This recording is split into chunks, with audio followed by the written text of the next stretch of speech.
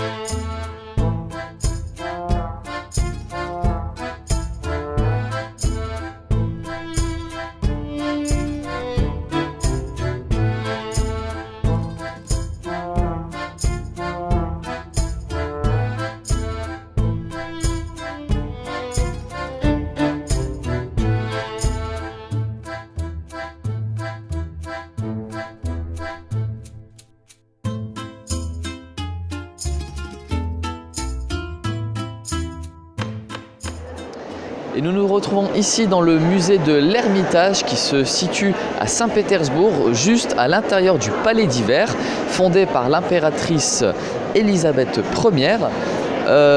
Saint-Pétersbourg qui est une ville qui a été fondée par Pierre le Grand le 27 mai 1703, justement sur le bord de la mer Baltique pour concurrencer l'Empire suédois. C'est très compliqué, on ne va pas aller dans les détails. En tout cas, ce musée qui fait partie des plus grands du monde, il y a plus de 3 millions d'œuvres qui sont stockées. C'est de l'art baroque et nous retrouvons ici des œuvres à la fois russes mais surtout italiennes, néerlandaises, françaises, en tout cas de tous les pays qu'affectionnait Pierre le Grand et ses descendants. C'est un très grand musée que nous allons visiter et qui a beaucoup d'histoires à nous raconter.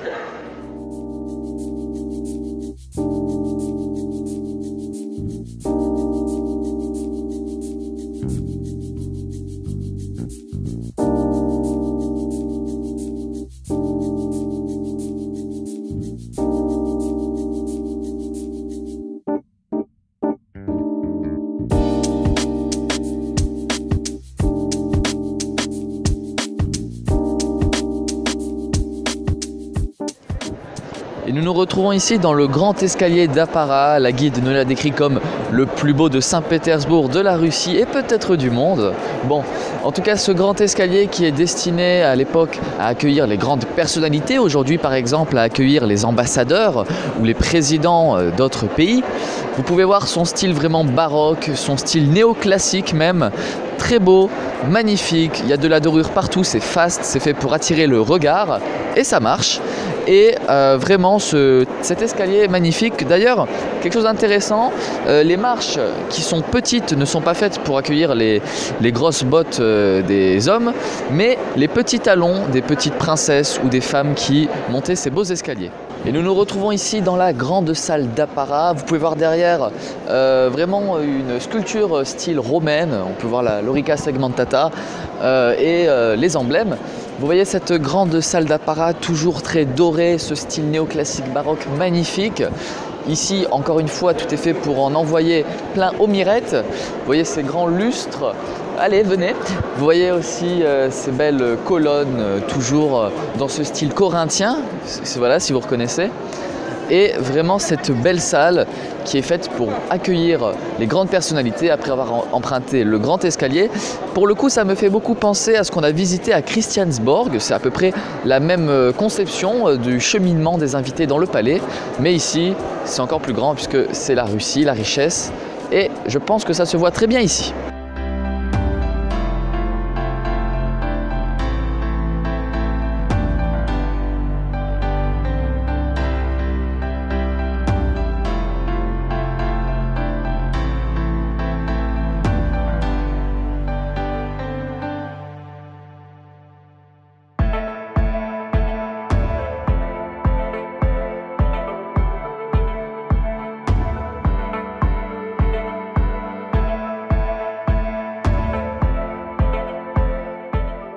Et nous nous retrouvons ici dans la salle du trône, vous voyez le magnifique trône de Russie.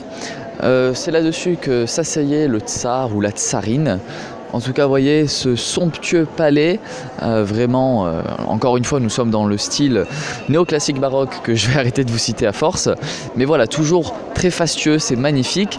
Et nous allons revenir un peu sur le trône, ce qui va me permettre de vous parler un petit peu du mode de gouvernement en Russie avant la révolution d'octobre 1917. En Russie, nous avions un tsar, l'équivalent d'un empereur et non d'un roi, qui régnait sur toute la Russie et tous ses oblasts. Quelque chose d'intéressant à dire, c'est que le nom tsar vient du latin César et qui, chez les Allemands, a donné Kaiser. Voilà, ça veut dire les mêmes choses, c'est le César, la personne qui règne en maître absolu sur son pays.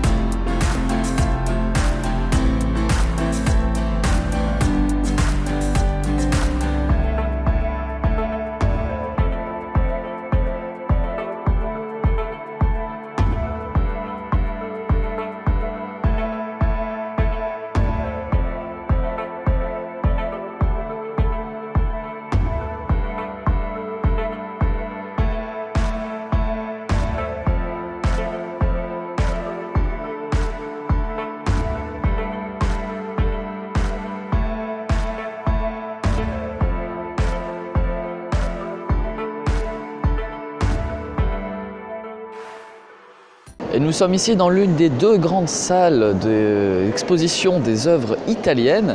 Nous avons ici les grands artistes italiens qui, de la Renaissance, sont venus exposer leurs grandes œuvres.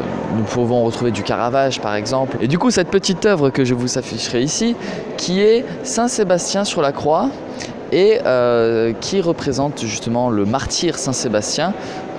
Vraiment une œuvre qui pour le coup n'a pas une très grande place dans ce musée, mais qui pour moi m'a le plus impacté puisque c'est celle que je connaissais le mieux d'avant et son histoire est vraiment passionnante. Vous vous renseignerez si vous voulez plus d'informations, sinon la vidéo va durer 40 minutes.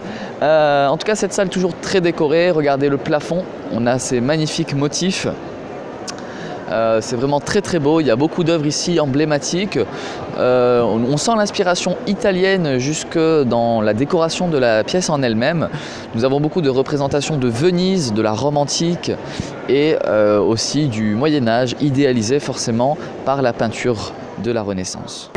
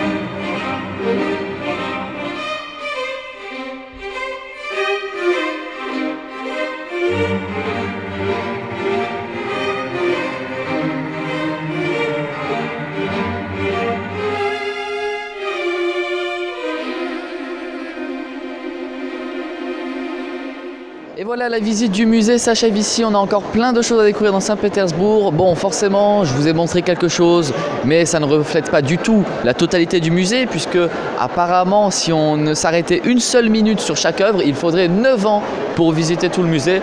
Donc autant vous dire que c'est un immense musée, impossible à visiter en une journée, encore moins en 2 petites heures. Mais je vous ai montré l'essentiel, notamment apparemment l'œuvre la plus grande de ce musée, l'équivalent de notre Joconde au Louvre, cette œuvre de Rembrandt, le retour de l'enfant prodigue. Et voilà, donc j'espère que tout ça vous a plu et on continue pour la visite de Saint-Pétersbourg.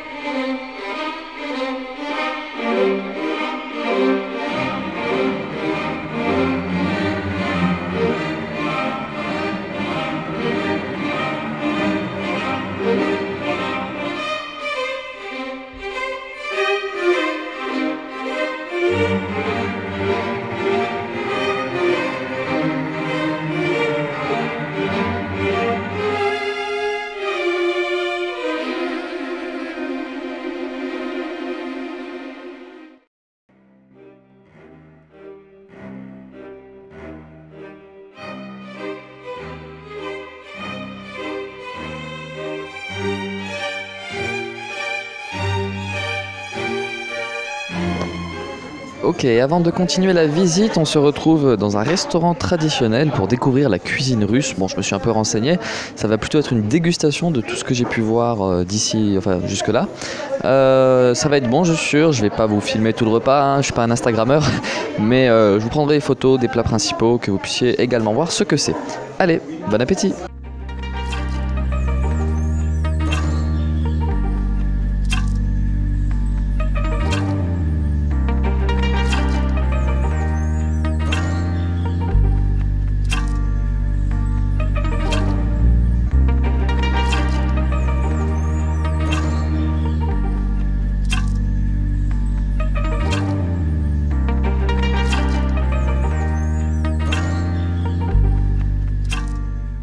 Et nous nous retrouvons ici devant la cathédrale Saint-Isaac qui, petite anecdote, a été réalisée par un architecte français, Montferrand. C'est la plus grande cathédrale de Saint-Pétersbourg, la plus somptueuse également. Elle est richement décorée, c'est une cathédrale orthodoxe et elle est vraiment magnifique.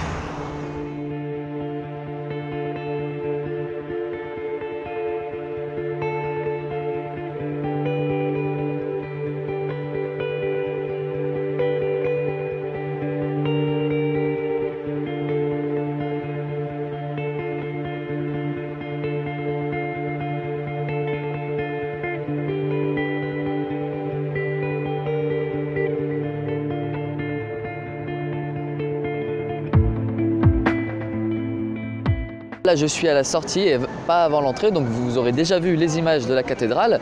Donc pour résumer, c'était vraiment une magnifique cathédrale orthodoxe, encore une fois, très richement décorée. Il y avait une longue file d'attente pour les pèlerins qui venaient se recueillir devant le tableau de Notre-Dame de Kazan, une relique parmi tant d'autres. Et vous pouvez voir cette cathédrale, toujours de style corinthien, de style néoclassique, qui a été bâtie en voulant reproduire à l'identique la basilique Saint-Pierre de Rome au Vatican. Et nous retrouvons vraiment ici ce style architectural avec cette cour intérieure, ces colonnes, ce grand bâtiment et cette grande coupole que vous avez vue sur les précédentes photos. Voilà, donc c'est vraiment une très belle cathédrale et on continue.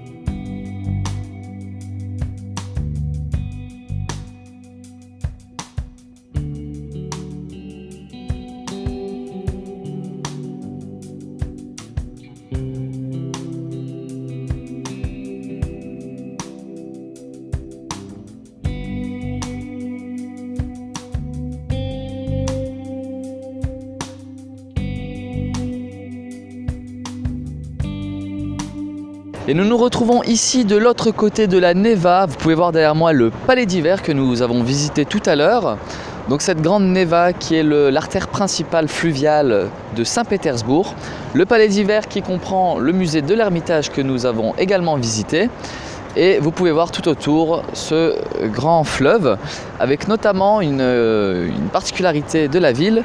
Ce sont les colonnes rostrales qui sont un peu comme des phares qui marquent l'entrée dans le port pour tous les bateaux qui pénètrent justement dans cette ville.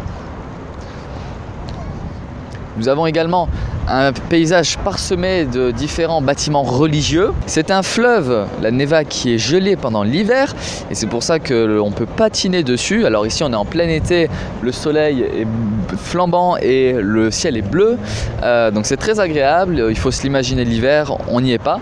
Mais en attendant, voilà ce beau paysage Saint-Pétersbourg.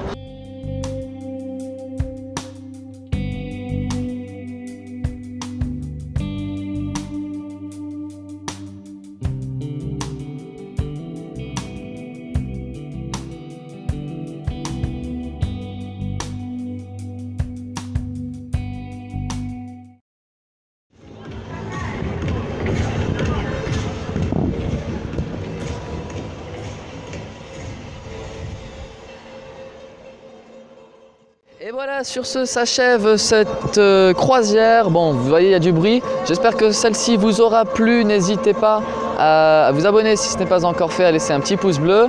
Pour ceux qui étaient là juste pour les moments historiques, la vidéo s'achève maintenant. J'espère qu'elle vous a plu.